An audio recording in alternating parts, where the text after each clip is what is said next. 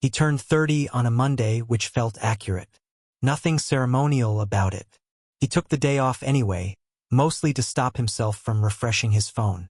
At noon, a coworker sent a thumbs-up emoji and a GIF he didn't open.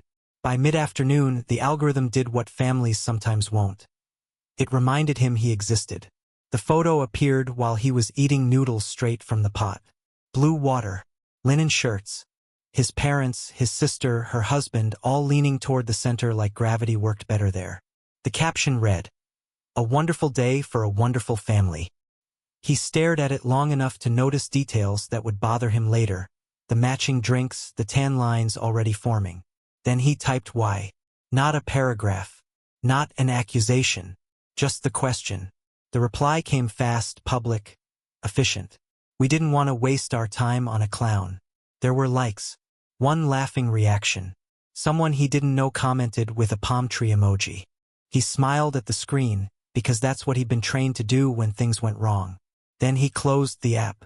He didn't block anyone. He didn't post a rebuttal. He rinsed the pot and set it upside down to dry. The decision he made that day didn't arrive with language. It felt more like shifting weight after standing crooked for too long. For years, he'd been useful in quiet ways. His name on paperwork. His credit steady when others wasn't. The person who answered calls that began with quick question and ended with "Can you just handle this?" The clown label had always been convenient camouflage. Over the next 2 weeks, he treated his life like a shared document that needed editing permissions updated. He separated accounts. He removed himself from authorizations he'd been added to temporarily. He forwarded emails to the right departments, the ones that spoke in deadlines instead of guilt. There were moments of hesitation. Late nights where he hovered over a confirmation screen, thinking about childhood birthdays, about inside jokes that had once felt mutual. He didn't tell anyone what he was doing. He didn't narrate his resolve to make it real.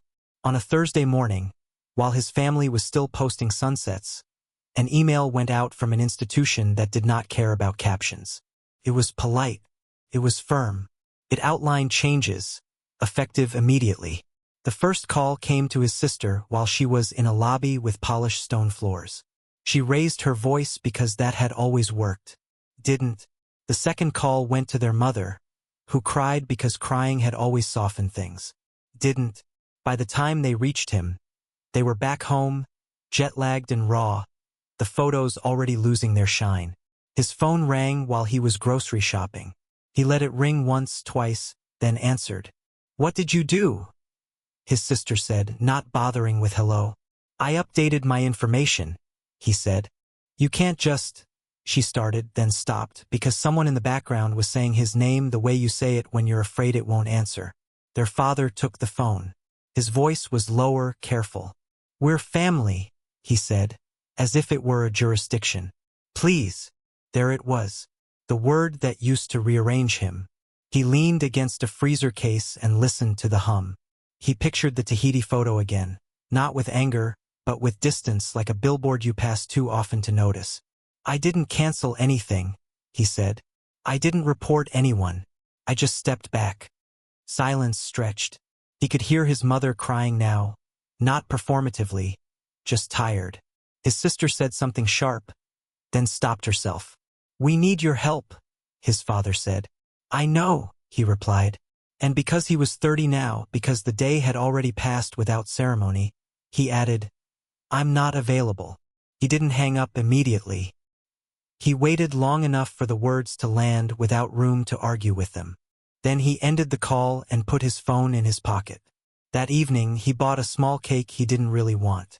He ate a slice anyway, standing at the counter. Tasted fine. Not special. Messages arrived over the next few days. Long ones, short ones, apologies that curved around accountability. He read them once. He didn't respond. The institution followed through exactly as promised. Deadlines were missed. Fees applied. No one was ruined. No one was saved. At the end of the week, he logged back into the app. The Tahiti photos had sunk beneath new content. He didn't comment. He didn't announce anything. He simply changed who could tag him. Turning 30 didn't feel like revenge. It felt like gravity finally applying evenly. Some relationships collapsed under the weight of consequence. Others lingered, uncertain, reshaped. He didn't feel triumphant. He felt aligned. That was enough.